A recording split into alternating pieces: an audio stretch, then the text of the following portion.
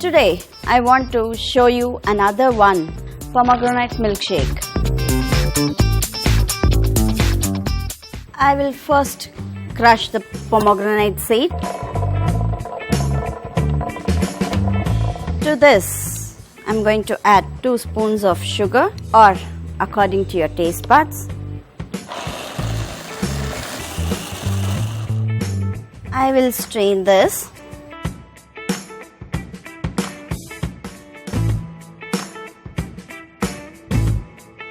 To this, I have frozen the milk and kept so that it gives a good texture in the milkshake.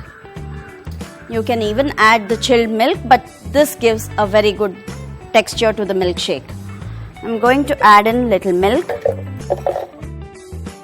With this, I'm going to add in some ice cream. I have taken vanilla ice cream, which gives the creamy texture to the milkshake and the taste too. Now I'm going to pour into the glasses a scoop of ice cream on top of it and few pomegranate seeds on the top. Our pomegranate milkshake ready to drink.